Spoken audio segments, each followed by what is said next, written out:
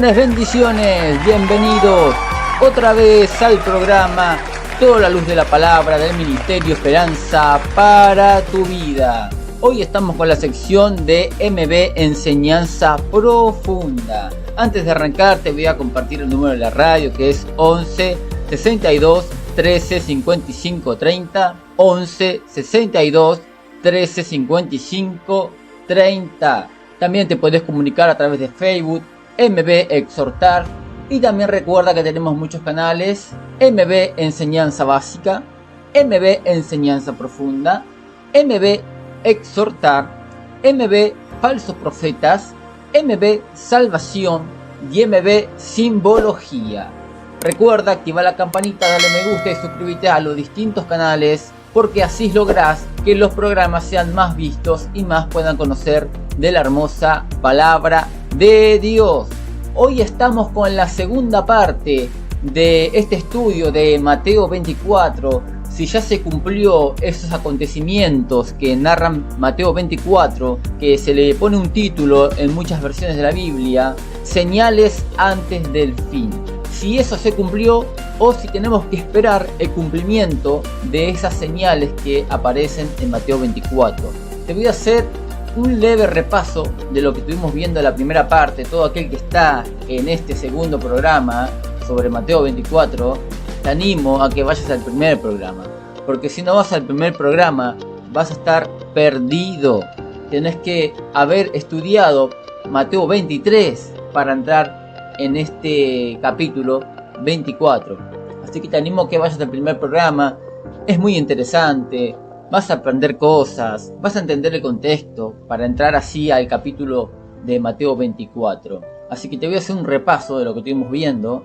Estuvimos viendo que era la cátedra de Moisés, ¿sí? Era una silla. Estuvimos viendo la hipocresía de los fariseos, que ensanchaban sus filasterias y también alargaban los flecos de sus mantos, todo para hacerse ver. Querían que le digan rabino, querían que le digan padre espiritual. Y Jesús le dice: ustedes no procuren nunca que se le diga maestro o que se le diga padre espiritual, vos sos mi mentor. Ustedes no procuren eso, no busquen, ustedes sirvan y nunca se enorgullezcan. Así que estuvimos viendo este aspecto de los fariseos. Después entramos en una enseñanza y práctica doctrinal que tenían los fariseos, que era de que uno podía jurar por algunas cosas y que no demandaban que uno lo cumpla, que no era necesario que uno cumpla con su juramento, que no era pecado si no lo cumplías. Por ejemplo, el templo: si jurabas por el templo, si lo cumplías bien, y si no lo cumplías no pasaba nada. Después también tenían otra clase de juramento que no era necesario cumplirlos. Después había otros juramentos que sí demandaban que lo cumplas. En el caso que no lo cumplas, ese sí era pecado, ese juramento sí era pecado, pero otros no. Y Cristo viene a aclarar y a enseñar la sana doctrina con respecto al jurar, que toda palabra que salga de tu boca, que estés prometiendo algo o que estés jurando algo, tú tienes que cumplirlo, sea por lo que sea que tú hayas puesto tu palabra. Cristo le decía: si ustedes juran por el templo, tienen que cumplir. Si ustedes juran por Jerusalén, tienen que cumplir. Si ustedes juran por el cielo, tienen que cumplir. Si juran por la tierra, también tienen que cumplir. Así que estuvimos viendo todo el aspecto doctrinal sobre el juramento. Y después habíamos entrado a la hipocresía de ellos, que se preocupaban por las cosas pequeñas, pero por las cosas más importantes no. Es decir, ellos diezmaban, pero se olvidaban de la misericordia, la fe, la justicia. Estuvimos viendo algunos versículos que respaldan estas cosas, estas prácticas en el Antiguo Testamento.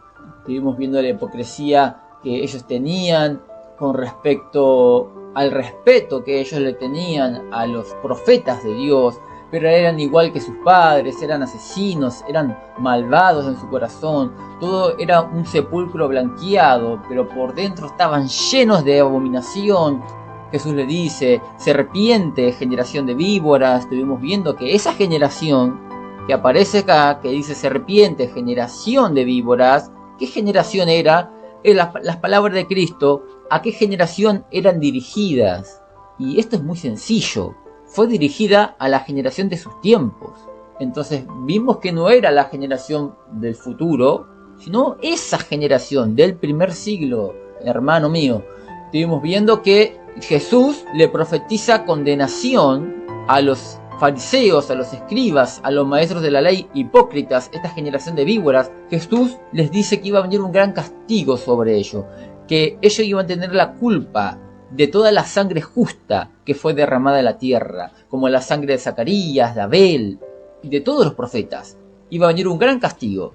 Jesús dice, todo esto se va a cumplir, yo voy a mandar a profetas, yo voy a mandar a escribas, dice la escritura, y Jesús le dice, pero ustedes lo van a perseguir a mis profetas, a mis mensajeros, ustedes lo van a perseguir, a algunos azotarán en las sinagogas, a otros los apedrearán, a otros matarán. Y vimos en la escritura que esto se cumplió porque a Esteban lo mataron los escribas, eran perseguidos los apóstoles por Israel. Vimos que se cumplió esto. Ellos cumplieron lo que Cristo le había anticipado. Persiguieron a sus mensajeros. Y Jesús termina diciendo el texto, de cierto os digo que todo esto vendrá sobre esta generación.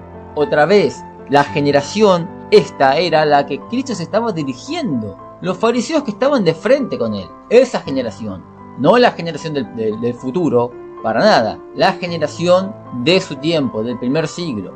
Después estuvimos viendo que Jesús se lamentó sobre Jerusalén. Dice que saliendo de la charla de los fariseos, él mira a Jerusalén y dice, Jerusalén, Jerusalén, que matas a los profetas. Se lamenta porque el pueblo de Israel, en toda su historia, persiguió a los profetas que les eran enviados para corregirlos de su pecado. Y no le hacían caso. Es más, se burlaban de ellos, lo apedraban, a muchos de esos mataban, a Jeremías lo metieron en una cisterna. Hicieron de todos a los profetas de Dios, el pueblo que Dios había escogido, a Israel. Muchos creen que la persecución a los cristianos fue por el Imperio Romano. No, fue por la misma casa, fue por su misma nación, por Israel. Después el Imperio Romano sí persiguió, pero acá está hablando de que Israel perseguía a los profetas. Jerusalén, Jerusalén, que matas a los profetas y apedreas a los que te son enviados. Después dice el verso, ¿cuántas veces quise juntar a tus hijos como la gallina juntas tus polluelos debajo de sus alas y no quisiste? He aquí vuestra casa os es dejada desierta. Una maldición iba a venir a Jerusalén. Y esto tenemos que ver si se ha cumplido. Cristo no es un falso profeta. Esto se tuvo que haber cumplido en alguna parte de la historia. Lo vamos a estar investigando. Después dice el verso 39, porque os digo que desde ahora no me veréis hasta que digáis, bendito el que viene en el nombre del Señor. Lo que Cristo estaba diciendo acá es que la presencia de Dios, el refugio de Dios, se iba a ir de ellos, porque ellos mataban a los profetas. Y dice Cristo, la presencia de Dios va a volver a ustedes, va a volver con esta ciudad, con Jerusalén, cuando ustedes aprendan a respetar a los profetas, cuando ustedes aprendan a decir, bendito el que viene en el nombre del Señor, y no apedrearlos. Cuando ustedes aprendan eso, ahí van a ver la bendición de Dios recién. ¿Y qué más vimos hasta ahí? Vimos hasta Mateo 23, 38. Ahí nos habíamos quedado. Hoy vamos a continuar con Mateo 24. Te animo a que busques algún papel y alguna lapicera para que empieces a anotar los versículos que vamos a estar dando. Es acá cuando entramos en materia. Es acá cuando entramos en lo que queremos hablar. Si se cumplió o tenemos que esperar a futuro que se cumplan las señales antes del fin. Acá podemos ver que en el versículo 3 de Mateo 24 dice señales antes del fin. Pero nosotros tenemos que leer en contexto y tenemos que ver si está bien ese título, porque los títulos no son del texto original, son títulos que pusieron los comentaristas, porque ellos según interpretaron lo que leyeron, que hablaba de tal cosa. Entonces pusieron, bueno, acá está hablando señales, las señales del fin. Bueno, vamos a poner señales antes del fin. Pero puede ser que se hayan equivocado en el título, que no sea el título más correcto. Por eso que nosotros acá en el programa Toda la Luz de la Palabra, según lo que estamos leyendo, vamos a colocar el título correcto. También te recuerdo, hay palabras que están en corchetes, que están en color amarillo. Esas palabras las hemos agregado nosotros, no está en el sitio original, que vamos a ser honestos siempre. Lo hemos agregado para que entiendas el contexto de lo que se viene hablando. Bueno, vamos a arrancar. Vamos a arrancar con Mateo 24, verso 1. Vamos a ver con el título. Dice: Jesús predice la destrucción del templo. Y así lo vas a encontrar en tu Biblia Reina Valera 60. Estamos leyendo en esta versión. Vamos a ver qué comentario tenemos con respecto al título. Dice: Jerusalén fue destruida por el ejército romano comandado por Tito, el futuro emperador, en el año 70. Esto es historia. Yo creo que muchos saben que esto pasó en el año 70. Jerusalén fue destruida y también el templo. Jerusalén está a punto de hacer erupción, y cuando el gobernador romano ordena saquear el templo judío en busca de plata, siendo el lugar más sagrado, se desata el infierno. El emperador Nerón había ordenado al gobernador de Jerusalén que decomisara toda la plata para ayudar a financiar su codicia. Esto provocó una rebelión que duró 4 años y llevó al asedio de la ciudad por parte del general romano Tito en el año 70 después de Cristo. Después de reunir las tropas y armas, comenzó su ataque contra las murallas de la ciudad. Algunas de las catapultas usadas en el ataque a Jerusalén tenían 12 metros de alto y lanzaban piedras de hasta 45 kilogramos. No estaban jugando. Fue una demostración del poder militar y de la ingeniería de Roma. Solo les tomó unos días para abrirse paso. Los rebeldes judíos se retiraron refugiándose en el templo y las calles circundantes. Tito sabía que luchar en una ciudad era el modo más fácil de perder miles de hombres. Así que Tito se cansa, retrocede, construye una muralla alrededor de la ciudad y espera a que mueran de hambre.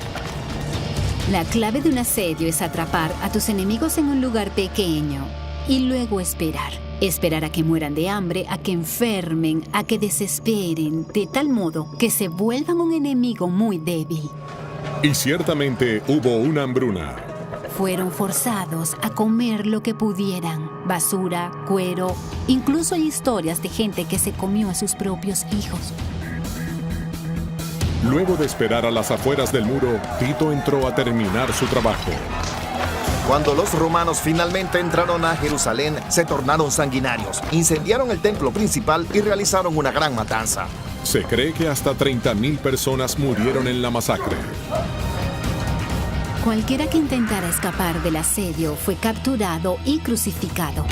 Se dice que hubo unas 500 crucifixiones al día, y los soldados romanos se aburrieron tanto de clavar a la gente que comenzaron a clavarlas en posturas extrañas solo para entretenerse. Según otros testimonios, tuvieron que dejar de crucificar a la gente porque se quedaron sin madera para clavarlos. El templo sagrado fue casi completamente destruido. Solo quedó un muro que sigue de pie hoy en día. El Muro de los Lamentos, llamado así porque la gente venía aquí a llorar la destrucción del templo. No quedó nada atrás. Los templos de Jerusalén fueron despojados de sus tesoros.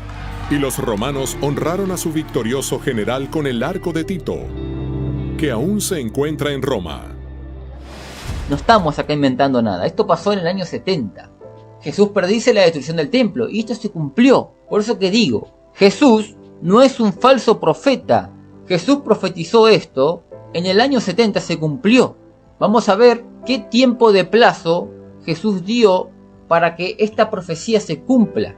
¿Cuántos años predijo Cristo que iban a pasar desde que Jesús dijo esta palabra hasta el acontecimiento, hasta el cumplimiento de sus palabras? Él dio un plazo, y lo vamos a leer acá. Acá está el plazo. ¿Cuánto tiempo iba a pasar para que se cumpla su profecía con Jerusalén y el templo? Vamos a leer el texto que dice: cuando Jesús salió del templo y se iba, se acercaron sus discípulos para mostrarles los edificios del templo. Les querían mostrar las maravillas, la gran edificación que estaba en Jerusalén. Dice la escritura en el verso 2, respondiendo él, les dijo: ¿veis todo esto? De cierto os digo, que no quedará aquí piedra sobre piedra que no sea derribada. Profecía de Cristo a la ciudad de Jerusalén y al templo, diciendo: va a llegar un día que la ciudad de Jerusalén va a quedar desolada y desierta. Lo había dicho acá en el versículo 38 de Mateo 23, dice: he aquí vuestra casa os es dejada desierta. Y todo este castigo iba a venir porque ellos mataron a sus mensajeros. el juicio, el castigo, esto no iba a quedar impune. Esto se iba a pagar, y muy severamente. Iban a pagar también aquellos que fueron parte de los asesinatos de los profetas. Jesús predijo un castigo severo sobre los escribas y fariseos y maestros de la ley, que fueron partícipes de la persecución de su pueblo. Iba a venir un castigo severo. Recuerden que Cristo profetiza diciéndole: yo voy a mandar después de mi muerte, yo voy a mandar a mensajeros y ustedes lo van a perseguir. ¿Y qué hicieron? Mataron a Esteban, persiguieron a la iglesia, mataron a muchas personas, los escribas y fariseos y maestros de la ley. Y por esa persecución los iba a castigar sin misericordia. Y también predice un castigo sobre Jerusalén y el templo. Lo vemos acá en Mateo 24 del 1 al 2. Vamos a ver una referencia bíblica que tenemos acá en Lucas 19, 41 al 44. Dice así: y cuando llegó cerca de la ciudad, al verla lloró sobre ella. Este es el pasaje paralelo de la misma historia, pero quizá te cuento un poco más de detalle. Vamos a ver qué detalles nos da. Dice: y cuando llegó cerca de la ciudad, al verla, lloró sobre ella, diciendo: oh, si también tú conocieses, a lo menos en este tu día, lo que es para tu paz. Mas ahora está encubierto de tus ojos, porque vendrán días sobre ti, cuando tus enemigos te rodearán con vallado y te sitiarán, y por todas partes te estrecharán. Jesús está diciendo que iba a llegar un momento donde ejércitos enemigos iban a rodear Jerusalén. En el verso 44 dice: y te derribarán a tierra y a tus hijos dentro de ti, y no dejarán en ti piedra sobre piedra, por cuanto no conociste el tiempo de tu visitación. Vemos que los da un poco más de pista Lucas a lo que nos muestra Mateo. Dice que iba a venir ejércitos y le iban a rodear. Los enemigos de Israel la iban a rodear, iban a destruir todo. Y esto se cumplió en el año 70. Vamos a ver si esto encaja con el periodo de tiempo, el cumplimiento que Cristo dijo, ¿no? Porque Cristo dio un periodo de tiempo. Desde el momento que dijo esto, Él dijo: va a pasar un plazo para que esta profecía se cumpla. Vamos a ver si en verdad se cumplió en el año 70 esto. Vamos a seguir leyendo el siguiente título, que dice: señales antes del fin de Jerusalén. ¿Por qué señales antes del fin de Jerusalén y no señales antes del fin del mundo global, no? Unas señales del fin globales. ¿Por qué no? Porque vamos a seguir leyendo el contexto. Por eso es que no. Si seguimos leyendo el contexto, Él no está hablando del fin del mundo. Él está hablando del fin de Jerusalén, de la profecía que Él dijo. Recuerden que dice así: cuando Jesús salió del templo y se iba, se acercaron sus discípulos para mostrarle los edificios del templo. Y respondiendo Él les dijo: ¿veis todo esto? De cierto os digo que no quedará aquí piedra sobre piedra que no sea derribada. Verso 3. Y estando Él sentado en el monte de los olivos, los discípulos se le acercaron aparte diciendo: dinos, ¿cuándo serán estas cosas? A ver, vamos a pensar, ¿qué cosas? ¿El fin del mundo?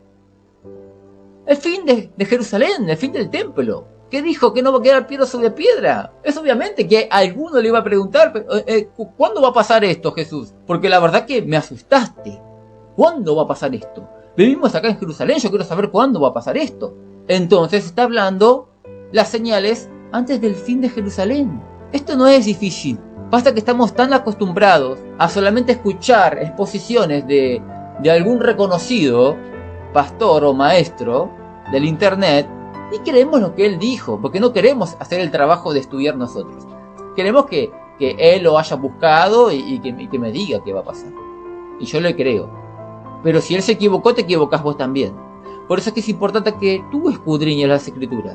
Y no que escuches a Armando Alducin y creas todo lo que te dice Armando Alducin. Les pido perdón una vez más por este grave error mío de interpretación bíblica. Y que creas todo lo que él te diga. No, tú tienes que agarrar la Biblia y tienes que hacer el trabajo de escudriñar las escrituras. Y leer en contexto si en verdad esto es como ellos lo están diciendo.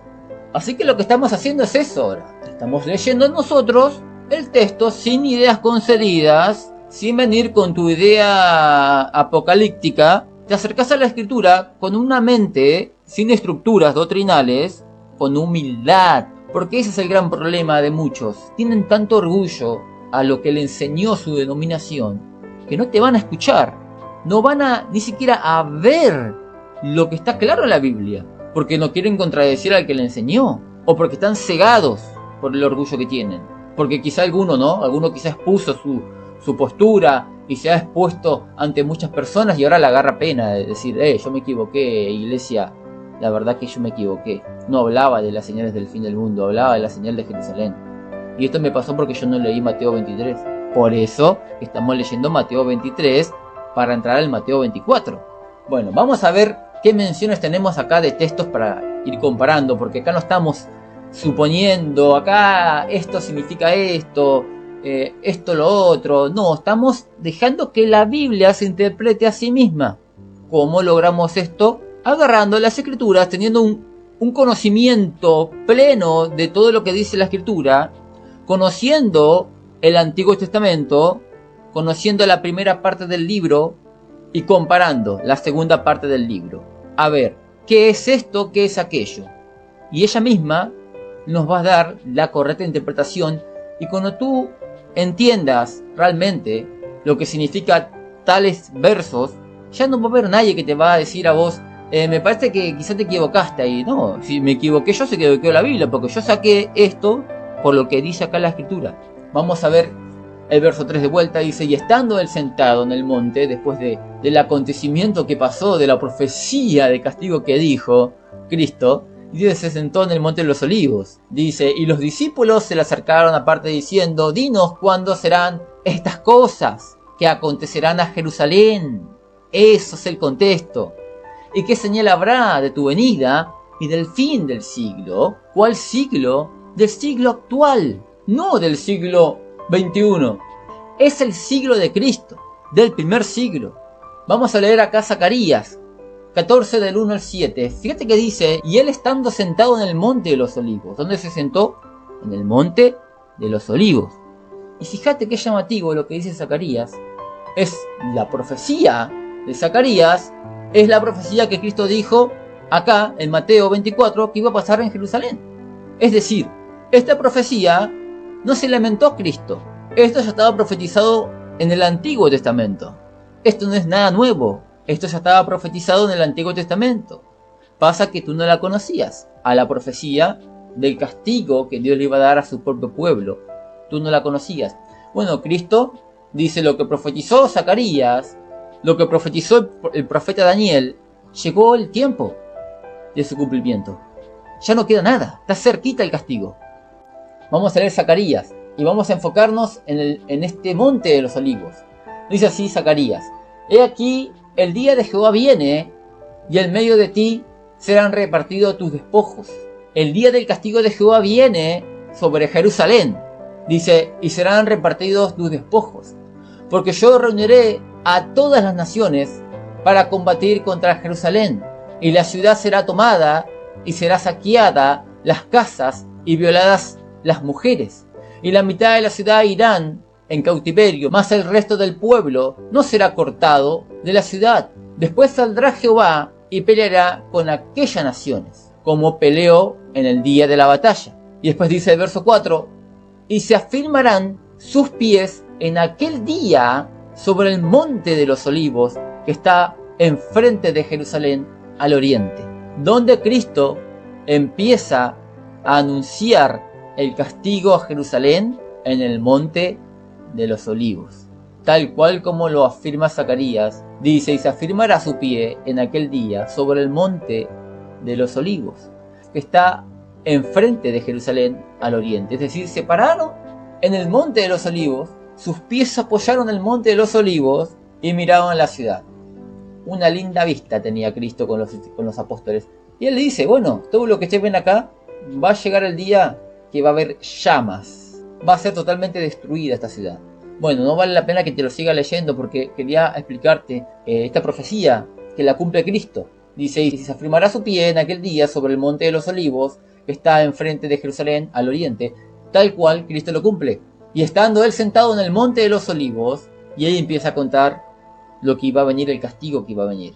Vamos a seguir leyendo el verso 3. Dice, y estando él sentado en el monte de los olivos, los discípulos se le acercaron aparte diciendo, dinos, ¿cuándo serán estas cosas? ¿Qué acontecerán a Jerusalén? ¿Y qué señal habrá de tu venida y del fin del siglo actual? No del siglo futuro, del siglo actual. Hay muchos que alegan que acá hay varias preguntas que se le hace a Cristo. Uno de estos que alega esto es Miguel Núñez. No puede ser que él no vea, que él sea tan duro de no entender esto. Pasa que él viene con ideas concedidas y quizá le agarra pena decir, yo me equivoqué con mi idea apocalíptica.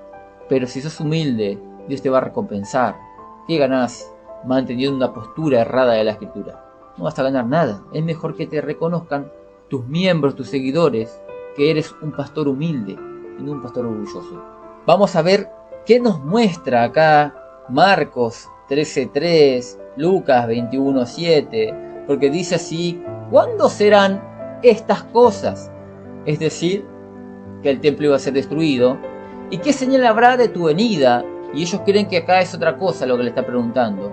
Y del fin del siglo. Yo pienso cuando dice el fin del siglo que se está refiriendo al fin del mundo. No, está hablando más de lo mismo. Son preguntas con respecto a lo mismo. ¿Son 3 preguntas? Sí, son 3 preguntas. Pero que se relacionan al mismo suceso. ¿Cuándo serán estas cosas? La destrucción del templo. ¿Y qué señal habrá de tu venida en juicio para castigar a Jerusalén? Y del fin del siglo, de este tiempo, ¿cuándo va a ocurrir?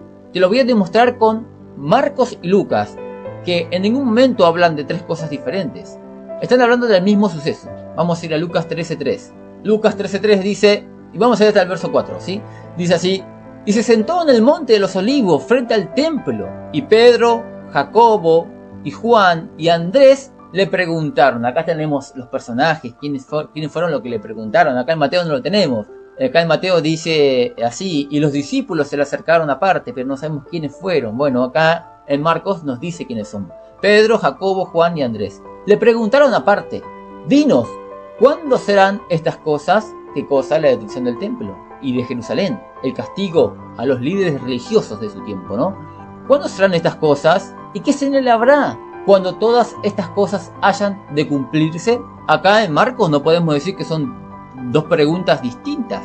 Son 2 preguntas, sí, pero relacionadas al mismo tema. ¿Cuándo serán estas cosas? ¿Y qué señal habrá cuando todas estas cosas hayan de cumplirse? Vamos a ver qué dice Lucas.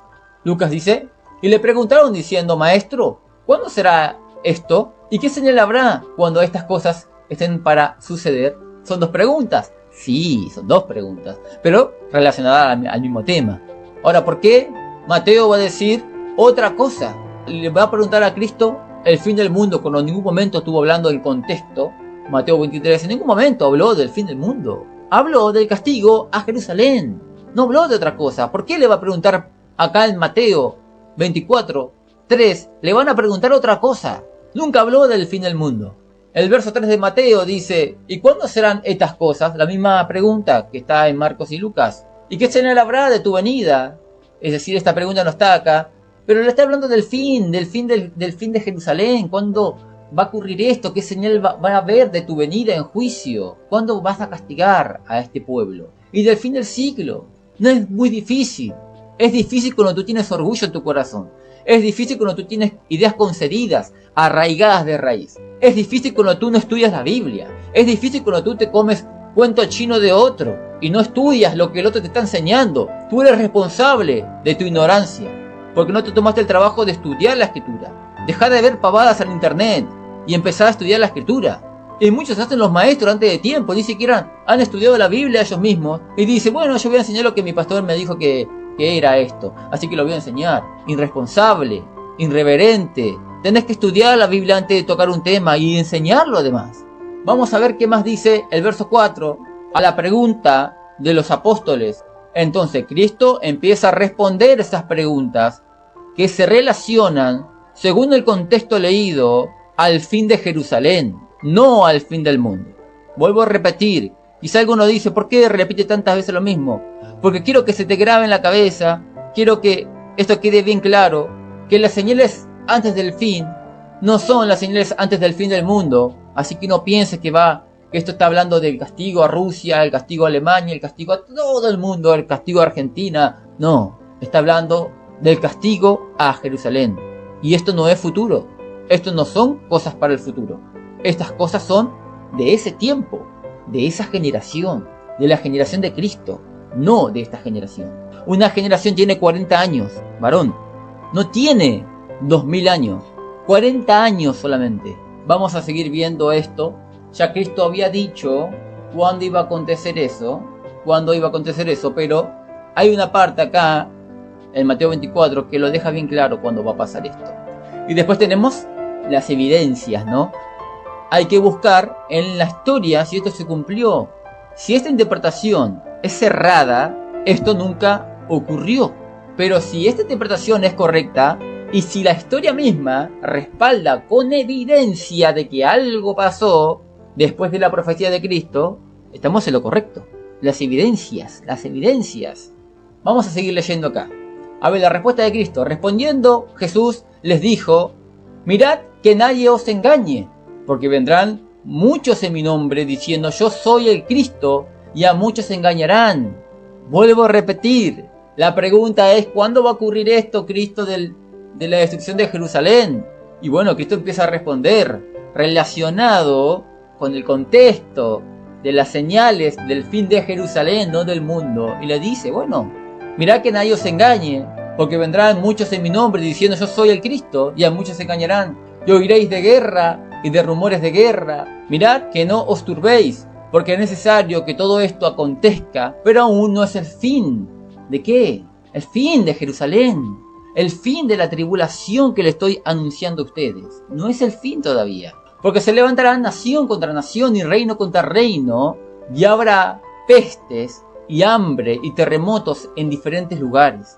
Y todos estos acontecimientos que Cristo dice, estas señales, se cumplieron en el primer siglo. Los terremotos, los rumores de guerra, el hambre, los falsos profetas, se cumplió todo esto. Pero no, hoy en día decimos, rumores de guerra, Israel está en guerra, Rusia está en guerra con Ucrania, las señales antes del fin. No, esto te pasa por no estudiar la Biblia en contexto.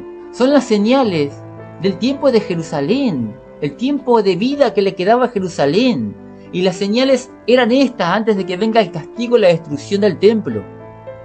¿Qué más dice? Y todo esto será a principio de dolores. Entonces os entregarán a tribulación y os matarán.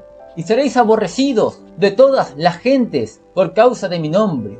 Vamos a leer algunos textos paralelos a esta misma historia para ver en qué tiempo nos ubica, en qué territorio del globo, de la tierra, nos ubica. Si esto lo está ubicando de forma global o lo está ubicando solamente en la región de Jerusalén, en la región de Israel. Vuelvo a repetir el verso 8 y dice, y todo esto será a principio de dolores. Entonces os entregarán a tribulación y os matarán y seréis aborrecidos de todas las gentes por causa de mi nombre. A ver, ¿quiénes son estas personas que dice y todas las gentes? ¿Quiénes son? Vamos a leer el Mateo 10, verso 17 al 22, porque esta misma historia Cristo la había contado en el capítulo 10 y la vuelve a narrar ahora en el capítulo 24, pero ya la había dicho en el capítulo 10. Vamos a ver qué dice. Mateo capítulo 10, verso 17 al 22 dice, y guardaos de los hombres, porque os entregarán a los concilios y en sus sinagogas os azotarán. No está hablando de una persecución global a todos los cristianos, porque en tu lugar de tu país no tenés sinagogas. Está hablando solamente a los apóstoles, a ellos. No está hablando a otras personas, a nosotros, 2000 años después.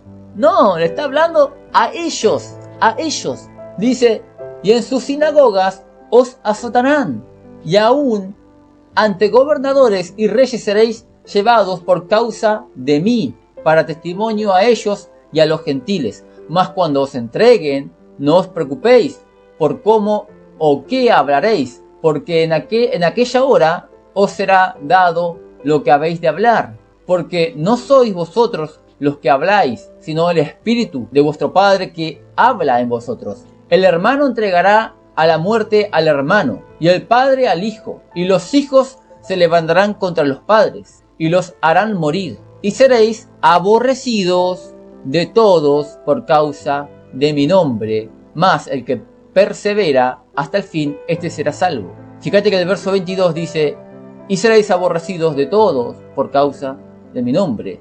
Y acá teníamos lo siguiente que decía, y seréis aborrecidos de todas las gentes por causa de mi nombre.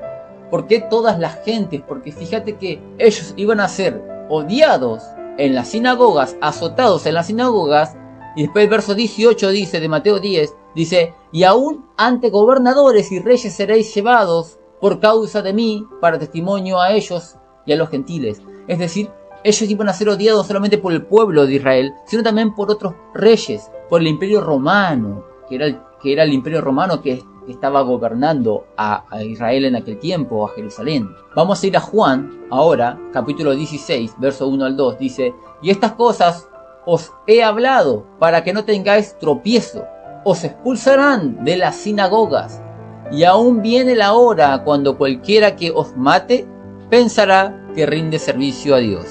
¿En dónde lo van a azotar? En las sinagogas, no en las iglesias, en las sinagogas. Está hablando de siglo I, está hablando de los apóstoles, no está hablando de nosotros y no está hablando de 2000 años después, de cosas futuras. No, está hablando del tiempo de él. Lo vuelvo a repetir y lo voy a repetir constantemente esto para que quede claro. Vamos a seguir leyendo el verso 10 de Mateo 24. Muchos tropezarán entonces y se entregarán unos a otros, y unos a otros se aborrecerán, y muchos falsos profetas se levantarán y engañarán a muchos. Sabemos que en la escritura, en las epístolas, hay mucha apostasía, y es esto, los falsos profetas, las mentiras, el engaño. Es que el tiempo ya estaba a punto de cumplirse. Por eso que vemos en el comportamiento de los apóstoles un comportamiento muy apocalíptico. Ellos decían, no falta nada para que Cristo venga, el castigo ya viene, falta muy poquito, decía el apóstol Pablo en Hebreos. Ahora lo vamos a leer el texto igual. Pero ¿sabés lo que piensa la gente que entiende mal Mateo 24? Que los apóstoles se equivocaron, que ellos pensaban que iba a venir el Hijo del Hombre. Ellos pensaron, pero no vino. Mirá cuánto tiempo pasó y aún seguimos esperando nosotros acá. No sabían ellos, se equivocaron. Lo ponen a los apóstoles como errados. Los apóstoles entendían bien que el tiempo estaba muy cerca. ¿Qué tiempo?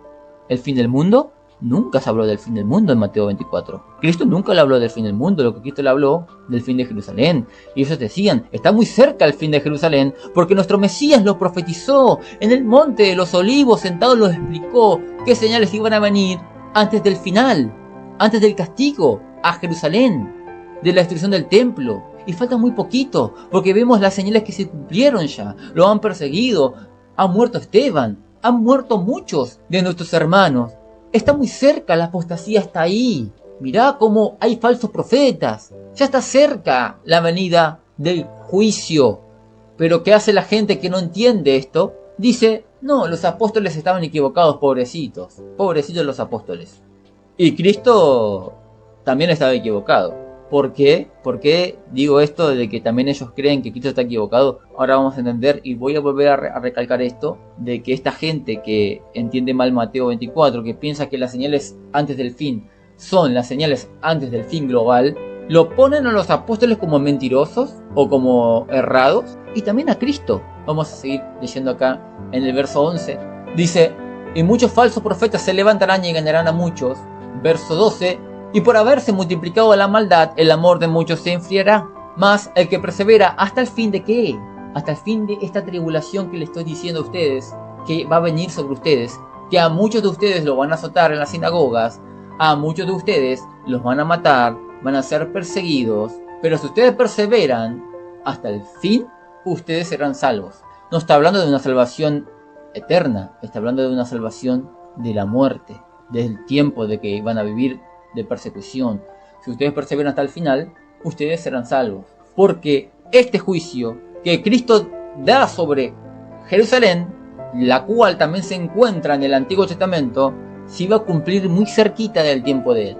muy cerquita. Recuerden que habíamos leído en Mateo 23 que dice: de cierto os digo que todo esto vendrá sobre esta generación. Es decir, esa generación, la generación tiene 40 años. 40 años tiene la generación. Es decir, no iba a pasar más de 40 años que se iba a cumplir lo que Cristo dijo.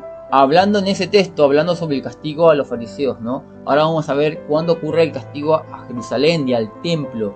Nos hemos quedado, Mateo 24, verso 12, dice: y por haberse multiplicado la maldad, el amor de muchos se enfriará, mas el que persevera hasta el fin de aquella tribulación que le estoy anunciando, este será salvo de la muerte.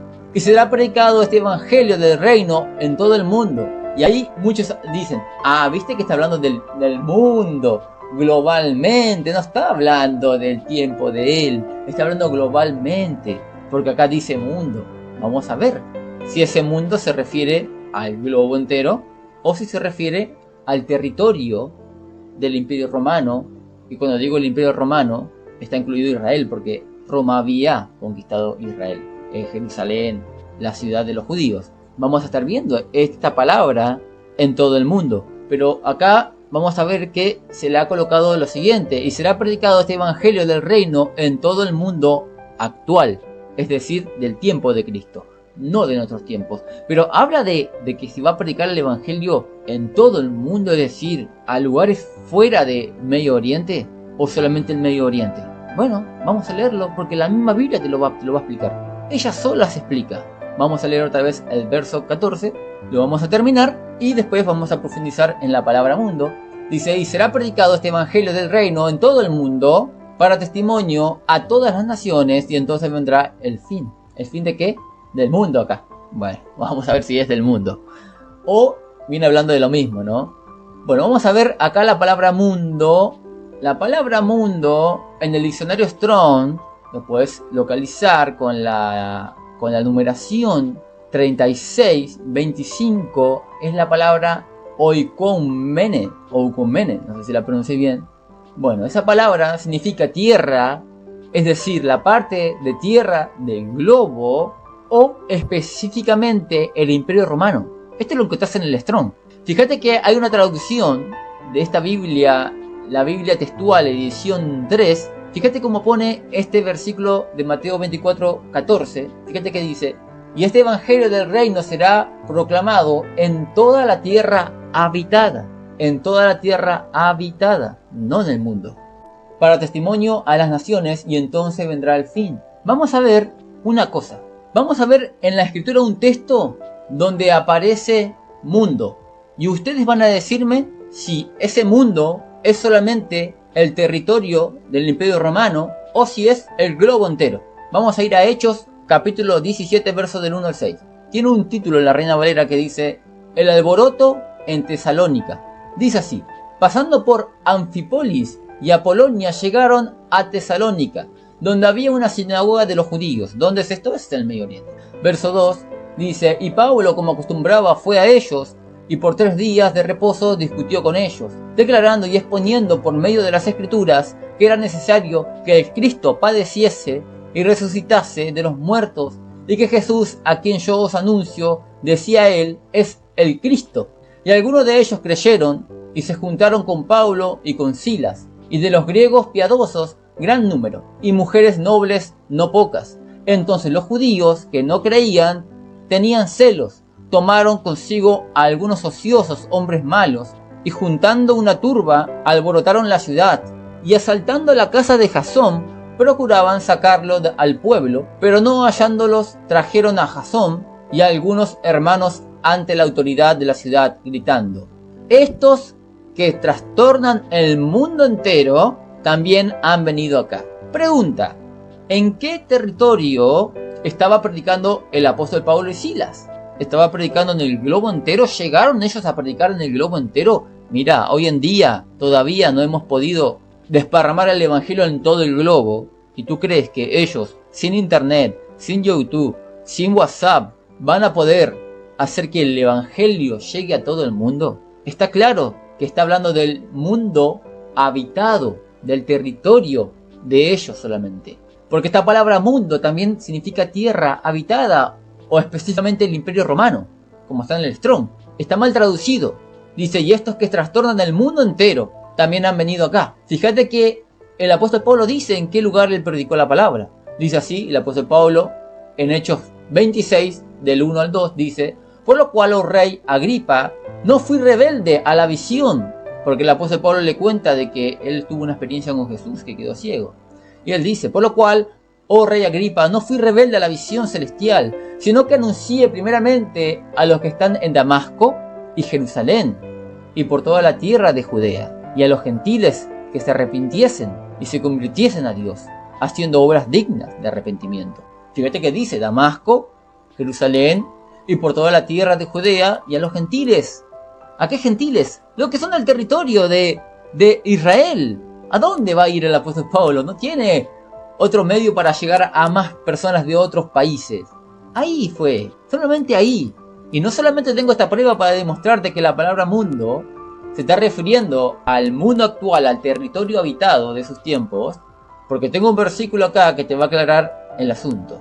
Fíjate que tenemos un texto acá, y será predicado este evangelio del reino en todo el mundo, y tenemos a Mateo, capítulo 10, verso 23. ¿Y qué dice Mateo 10, verso 23? Dice lo siguiente, es la misma historia, cuenta lo mismo Cristo, 2 veces lo contó, en Mateo 10 y en Mateo 24, y dice así, y seréis aborrecidos de todo por causa de mi nombre, mas el que persevera hasta el fin, este será salvo. Cuando os persigan en esta ciudad, huid a la otra, porque de cierto os digo que no acabaréis de recorrer todas las ciudades de Israel hasta que venga el Hijo del Hombre. ¿Qué lugar era? Solamente el territorio de Israel, todas las ciudades de Israel, no todo el mundo, España, Alemania, Colombia, Ecuador, Argentina, Brasil. Solamente está hablando del territorio de él. Le dice, ustedes no van a acabar de predicar el evangelio a todos, que ya va a venir el Hijo del Hombre. Quiere decir que ellos vieron al Hijo del Hombre venir. ¿Pero en qué momento pasó esto? ¿En qué momento? Hoy en día lo seguimos esperando. Y acá dice que, no, ustedes van a ver, ustedes apóstoles seguidores míos, ustedes me van a ver a mí. No van a llegar a predicar el evangelio a todos, que van a verme venir. ¿De qué está hablando Mateo 24?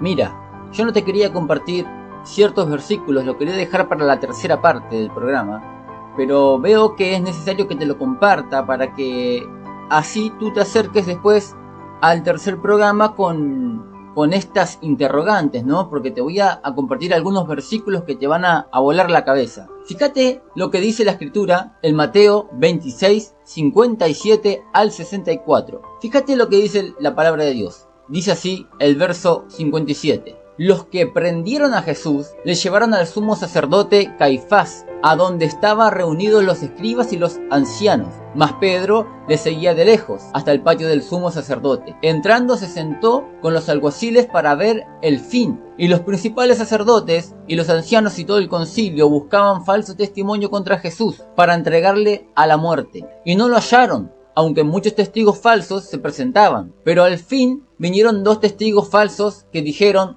este dijo, puedo derribar el templo de Dios en 3 días y reedificarlo. Y levantándose el sumo sacerdote, le dijo, ¿no respondes nada? ¿Que testifican estos contra ti? Mas Jesús callaba.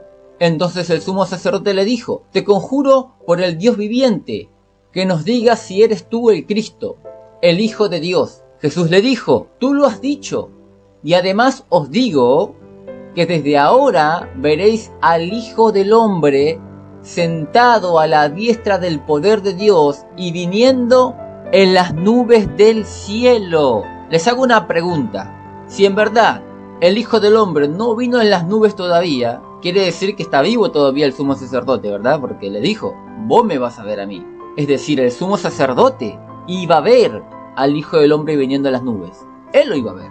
Al decir que todavía no vino el Hijo del Hombre en las nubes, estamos diciendo que Cristo fue un mentiroso, que en verdad ese sumo sacerdote jamás lo vio, que Jesús estaba confundido, que Jesús pensó que iba a venir en el tiempo del sumo sacerdote, pero no vino. Estamos diciendo eso. Estamos poniendo a Cristo como un falso profeta. Imagínate el sumo sacerdote diciendo, a ver, antes que me muera, dijo este tal Cristo que yo lo iba a ver en las nubes venir. Imagínate que Cristo no haya venido, el sumo sacerdote diría, este fue un falso profeta, porque nunca se cumplió tal cosa. Pero ¿qué tal si hemos entendido mal el concepto de venir en las nubes de Cristo? Lo hemos tomado literal. ¿Qué tal si no era tan literal así, como nos han enseñado este sistema apocalíptico de que va a venir el Hijo del Hombre en las nubes, va a venir como Goku, ¿no? En la nube. ¿Qué tal si era simbólico esto y en verdad se cumplió esto? Yo creo y estoy bien convencido que Cristo vino en las nubes del cielo antes que este sumo sacerdote muera. Porque Cristo lo dijo. Le dijo así, Jesús le dijo, tú lo has dicho. Y además os digo que desde ahora veréis al Hijo del Hombre sentado a la diestra del poder de Dios y viniendo en las nubes del cielo. Ahora vamos a ir a Mateo 24, verso 30 al 31. Te voy a mostrar algo para que cuando pasemos al versículo que te quiero compartir ahora, lo entiendas. Fíjate lo que dice. Verso 30. Entonces aparecerá la señal del Hijo del Hombre en el cielo. Entonces lamentarán todas las tribus de la tierra y verán al Hijo del Hombre viniendo sobre las nubes del cielo con poder y gran gloria. Y enviará a sus ángeles. ¿A quién va a enviar? A sus ángeles. Con gran voz de trompeta y juntará a sus escogidos de los cuatro vientos desde un extremo del cielo hasta el otro. Decía, y verán al Hijo del Hombre viniendo sobre las nubes del cielo. Lo iba a ver el sumo sacerdote, lo acabamos de leer. Este acontecimiento lo iba a ver él. Es decir, que se trata sobre esa generación. Ahora te quiero compartir un versículo que te va a volar la cabeza. Y quiero que tengas en mente que dice, y enviará a sus ángeles. Ten en cuenta esa palabra, y enviará a sus ángeles. Por eso que te leí este texto. Ahora te quiero leer el texto que te va a volar la cabeza, que está en Mateo 16, verso 27 al 28. Dice así. Porque el Hijo del Hombre vendrá en la gloria de su Padre, con sus ángeles. ¿Cuándo es esto? En la venida del Hijo del Hombre en las nubes. Porque el Hijo del Hombre vendrá en la gloria de su Padre, con sus ángeles, y entonces pagará a cada uno conforme a sus obras. Verso 28. De cierto os digo, Cristo le está hablando a los apóstoles, le dice, de cierto os digo, que hay algunos de los que están aquí, que no gustarán la muerte, hasta que hayan visto al Hijo del Hombre viniendo en su reino. Jesús le estaba diciendo, algunos de ustedes que están aquí no van a sentir placer al morir por mi causa hasta que ustedes vean al Hijo del Hombre viniendo en las nubes. Y acá entran muchos teólogos diciendo, no, pero estaba equivocado Cristo, él pensó que iba a venir en los tiempos de sus apóstoles. Los apóstoles creían lo mismo, pero no vino Cristo, todavía estamos esperando. ¿Por qué los apóstoles decían, no falta nada, Cristo ya viene, Él está muy cerca? ¿Por qué enseñaban esto los apóstoles? Porque el mismo Jesús les dijo a ellos, ustedes me van a ver a mí, algunos de ustedes me van a ver a mí viniendo en las nubes del cielo. El sumo sacerdote me va a ver a mí en las nubes del cielo. No va a pasar esta generación. Se va a cumplir todo en esta generación, ¿entienden? Yo voy a venir a traer el castigo a Jerusalén y voy a destruir el templo, no va a quedar piedra sobre piedra. Y ustedes me van a ver a mí venir en las nubes del cielo. Los textos son claros. Los pone en un tiempo del primer siglo del cumplimiento de esta profecía. No los pone en un tiempo futuro, futurista. No, los pone en la generación de él. Fíjate que hay un versículo que se encuentra en Mateo 24, que es el que estamos leyendo, solamente que no hemos llegado ahí, pero te lo voy a mostrar. Fíjate lo que dice, es increíble. Cuando Cristo empieza a narrar ya la venida de él, termina diciendo en el versículo 34, te animo que vayas y lo leas, dice así, vamos a leer el verso 33, dice, así también vosotros cuando veáis todas estas cosas, conoced que está cerca a las puertas. De cierto os digo que no pasará esta generación hasta que todo esto acontezca. ¿Qué cosa? Todo lo que él dijo. No va a pasar esta generación, se va a cumplir todo en esta generación, dice Cristo. En la generación de ustedes, apóstoles, el sumo sacerdote, este chanta me va a ver a mí venir en las nubes. El sumo sacerdote me va a ver a mí. Y fíjate que si Cristo dijo esto aproximadamente en el año 30, antes de que él muera, Si sumamos 40 años que tiene una generación, ¿en qué año se cumpliría esta profecía? Suma 30 más 40, cae en el año 70. ¿Y qué pasó en el año 70? ¿Pasó algo en el año 70? Porque si no pasó nada, estamos equivocados nosotros. Con esta interpretación estamos cerrados, no pasó nada. Pero ¿qué tal si realmente pasó algo en Jerusalén en el año 70? ¿Qué pasó en Jerusalén en el año 70? Jerusalén fue desolada, desierta, y el templo fue totalmente destruido, no quedó piedra sobre piedra. Se cumplió la profecía de Jesús, que él dijo: no va a pasar esta generación, que lo que yo acabo de anunciar se va a cumplir palabra por palabra.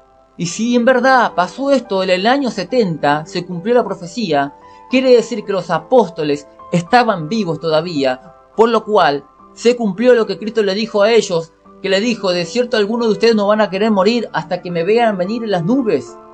Entonces los apóstoles vieron la llegada de Jesús, la venida del Hijo del Hombre en juicio a Jerusalén, y también el sumo sacerdote también lo vio, porque fue en su tiempo. Él lo vio venir en las nubes.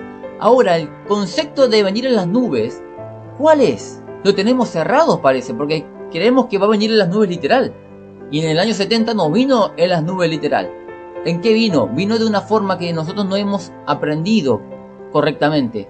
¿Qué simboliza venir en las nubes?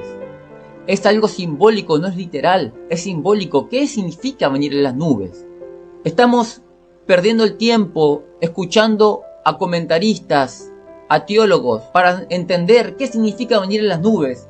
Y viene uno y los dice: no, venir en las nubes es que va a venir en una nube blanca, resplandeciente, y va a bajar a la tierra. Eso es venir en las nubes. Pero te hago una pregunta, a toda la audiencia le hago una pregunta. ¿Las escrituras enseñan qué significa venir en las nubes? Las escrituras enseñan claramente lo que significa venir en las nubes. ¿Qué representa? Recuerden, hay mucha simbología en la Biblia. Tenemos una sección de simbología bíblica, MB Simbología, y ahí aprendimos mucha simbología. Y también, venir en las nubes también tiene un significado simbólico, no es literal. Tenemos las evidencias históricas que lo respaldan, que algo pasó en el año 70, 30 más 40, ¿por qué 40? Porque una generación tiene 40 años, y cae en el año 70, y en el año 70 pasó algo increíble. El templo fue destruido y Jerusalén fue desierta, tal cual como Cristo lo había dicho. Hay muchos ateos que dicen que Cristo es un falso profeta. ¿Por qué dicen esto? Porque ellos dicen que si en verdad es un verdadero profeta se había cumplido esto, porque él le profetizó a sus seguidores que ellos lo iban a ver. Es más, le dijo al sumo sacerdote que lo iban a ver, pero no vino. Lo que pasa es que ese ateo escucha a gente no capacitada en la Biblia, escucha a teólogos que tienen una idea concedida, futurista, y eso le da la razón a los ateos. Porque si en verdad Cristo viene en el futuro, les mintió a los apóstoles. Es más, el mismo Cristo estaba más perdido que ellos, porque él le dijo, él le tiró la idea de que él iba a venir en sus tiempos, por eso que los apóstoles predicaban eso. Pero ¿qué tal si eso ya se cumplió? Eso lo coloca a Cristo como un profeta verdadero, porque se cumplió su palabra, tal cual como él la dijo. La vieron los apóstoles y lo vio también el sumo sacerdote, y él dijo que esta generación no va a pasar, es decir, no pasó, porque en el año 70 se cumplió lo que él dijo. Vamos a terminar el verso que estamos leyendo. Se encontraba en el verso 14. Dice: y será predicado este evangelio del reino en todo el mundo actual, para testimonio a todas las naciones, y entonces vendrá el fin de Jerusalén, porque está hablando de eso. Verso 15: por tanto, cuando veáis en el lugar santo, es decir, Jerusalén, la abominación desoladora, este es el imperio romano, la cuarta bestia que anuncia Daniel, el profeta Daniel. Dice de que habló el profeta Daniel, el que lea entienda. Vamos a ir a los versículos que se nombra esta cuarta bestia en el libro de Daniel. Vamos a ir a Daniel, capítulo 9, verso 27, dice: y por otra semana confirmará el pacto con muchos. A la mitad de la semana hará cesar el sacrificio y la ofrenda. Después con la muchedumbre de las abominaciones vendrá el desolador, hasta que venga la consumación y lo que está determinado se derrame sobre el desolador. Daniel, capítulo 11, verso 31. Y se levantarán de su parte tropas que profanarán el santuario y la fortaleza, y quitarán el continuo sacrificio y pondrán la abominación desoladora. ¿Por qué dice que quitará el continuo sacrificio? Porque el templo va a ser destruido por este reino, por este imperio. Recuerden que Nabucodonosor ve una visión, ve una estatua que tenía cabeza de oro, que eso significaba Babilonia. Después tenemos el cuerpo de plata, que significaba Persia, los medos. Y después tenemos la parte de la cintura de bronce, que representaba Grecia. Y después tenemos las piernas de hierro, que representaba el Imperio Romano. Te animo a que puedas estudiar el libro de Daniel para que entiendas esto. Y tenemos un verso más, Daniel, capítulo 12, verso 11. Y desde el tiempo que se ha quitado el continuo sacrificio hasta la abominación desoladora, habrá 1290 días. Ahí tenemos la profecía. Llegó el momento de las piernas de hierro, el Imperio Romano. ¿Qué más tenemos? Vamos a ir a Lucas 21, del 20 al 21. Dice: pero cuando vieres a Jerusalén rodeada de ejércitos, sabed entonces que su destrucción ha llegado. Es decir, el Imperio Romano rodea Jerusalén. Cuando ustedes vean que el Imperio Romano rodea la ciudad santa, entonces ustedes saben que el momento de mi profecía se viene a cumplir. ¿Qué más dice? Entonces los que estén en Judea huyan a los montes. Los que estén en medio de ella, váyanse. Y los que estén en el campo, no entren en ella.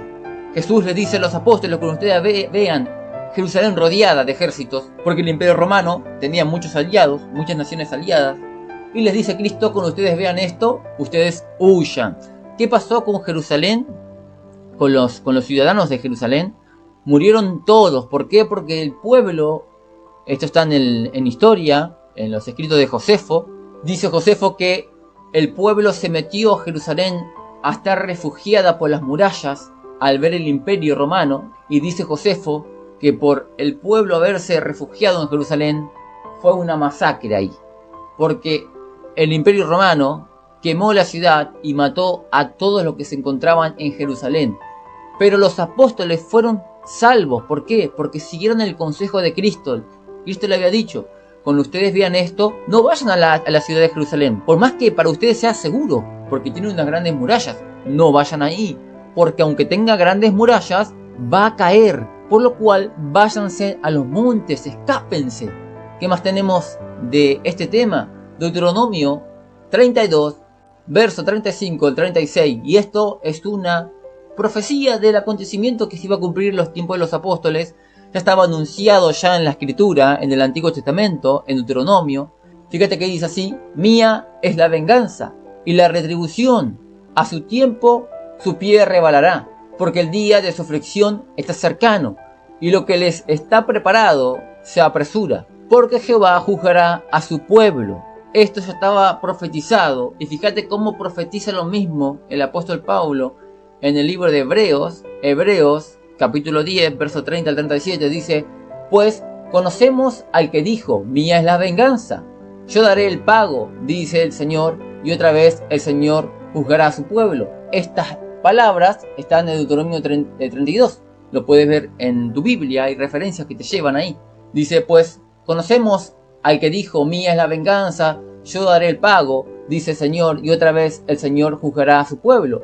Horrenda cosa es caer en manos de Dios vivo, pero traed a la memoria los días pasados, en los cuales después de haber sido iluminados, sostuvisteis gran combate de padecimientos. Por una parte, ciertamente con vituperios y tribulaciones, y fuisteis hechos espectáculos, y por otra, llegasteis a ser compañeros de los que estaban en una situación semejante, porque de los presos también os compadecisteis, y el despojo de vuestros bienes sufristeis con gozo, sabiendo que tenéis en vosotros una mejor y perdurable herencia en los cielos. No perdáis pues vuestra confianza, que tiene grande galardón, porque os es necesario la paciencia, para que habiendo hecho la voluntad de Dios, obtengáis la promesa. Porque aún un poquito, dice el apóstol Pablo, y el que ha de venir vendrá y no tardará. Y acá están los teólogos que no creen que esto ya ha pasado y dicen: no, acá el apóstol Pablo se equivocó, él pensó que venía en sus tiempos, pero nunca vino. Pero ¿qué tal si esto ya ocurrió? Que esto iba a ocurrir un poquito más de tiempo desde el momento que Pablo dijo esto, porque no era el año 70 cuando Pablo dijo esto, faltaba muy poco para el año 70. Por eso que él dice, porque aún un poquito, y el que ha de venir vendrá y no tardará. No dice un montón, no dice 2000 años o más de 2000 años, dice un poquito. Y yo creo que el apóstol Pablo sabía bien lo que Cristo había dicho de que él iba a venir en juicio a Jerusalén en la generación de sus tiempos. ¿Qué más tenemos? 1 Pedro 4:17, porque es tiempo de que el juicio comience por la casa de Dios. El apóstol Pedro también sabía que el juicio iba a comenzar por Jerusalén, por el templo.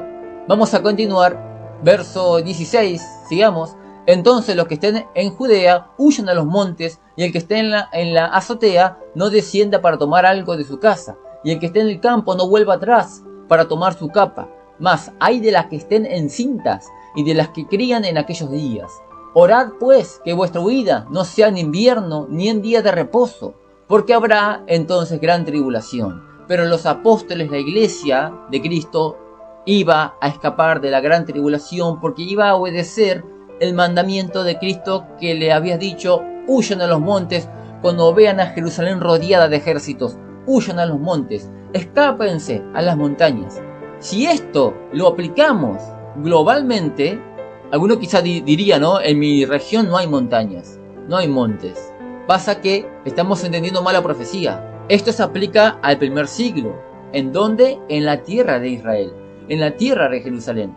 Y dice Cristo, orad para que no sean días de reposo, y orad también para que no sea en invierno, porque habrá entonces gran tribulación, cual no la ha habido desde el principio del mundo en la tierra de Israel, hasta ahora ni la habrá. Porque si hablamos de gran tribulación, hubo tribulaciones más grandes que esta, como cual el diluvio, una gran persecución, una gran tribulación, pero acá está hablando del contexto de Israel, y dice que en Israel nunca hubo tal persecución, que ni siquiera la habrá. Entonces por eso que ponemos, porque habrá entonces gran tribulación, cual no la ha habido desde el principio del mundo en la tierra de Israel, hasta ahora ni la habrá. Y si aquellos días no fuesen acortados, nadie sería salvo. Mas por causa de los escogidos, aquellos días serán acortados. Entonces si alguno os dijere: mirad, aquí está el Cristo, o mirad, allí está, no lo creáis, porque se levantarán falsos cristos y falsos profetas, y harán grandes señales y prodigios, de tal manera que engañarán, si fuese posible, aún a los escogidos. Ya los he dicho antes. Así que si os dijeren: mirad, está en el desierto, no salgáis, o mirad, está en los aposentos, no lo creáis, porque como el relámpago que sale del oriente y se muestra hasta el occidente, así será también la venida del Hijo del Hombre. Porque donde quiera que estuviere el cuerpo muerto, esto significa espiritualmente de los judíos el cuerpo muerto espiritual, es decir, porque donde quiera que estuviere el cuerpo muerto espiritual de los judíos, allí se juntarán las águilas, el imperio romano. Esto es lo que significa. Vamos a terminar este capítulo hasta ahí. En el próximo programa seguiremos con el verso 29. Pero esto es lo que tenemos según las escrituras. Tenemos un cumplimiento en la generación de los apóstoles, la venida del Hijo del Hombre en las nubes en los tiempos de los apóstoles, en el tiempo del sumo sacerdote. Y yo creo con toda seguridad de que Cristo cumplió lo que le dijo el sumo sacerdote. Él lo vio venir en las nubes. Ahora, ¿qué significa venir en las nubes? Lo estaremos viendo en el próximo programa esto. Así que no te lo pierdas, no te lo pierdas, porque vas a aprender realmente lo que significa Mateo 24. Te va a cambiar el panorama apocalíptico que quizás arrastras por una mala enseñanza. Te la va a cambiar totalmente esto. Y después, si Dios quiere, vamos a entrar al libro de Apocalipsis. Pero bueno, lo vamos a estar despidiendo del programa del día de hoy. Muchos vieron el primer programa de Mateo 24. Te animo a que veas este segundo programa y que también lo puedas recomendar, lo puedas compartir, y para que más puedan aprender de la palabra de Dios y puedan interpretar bien las escrituras. Así que te voy a dejar el número de la radio para allá para despedirme. El número de la radio es 11 62 13 55 30. Y recuerda que tenemos muchos canales los cuales puedes visitar y aprender de ellos. Suscríbete también a cada uno de ellos, dale me gusta a los programas y activa la campanita de cada canal. Así que te voy a estar dejando Los vamos a estar viendo pronto en la tercera parte, y yo creo que esa sería la última parte de esta serie de Mateo 24, y espero que aprendas de la palabra en estos programas, ¿sí? Estamos viendo en el próximo programa de MB Enseñanza Profunda. Bendiciones.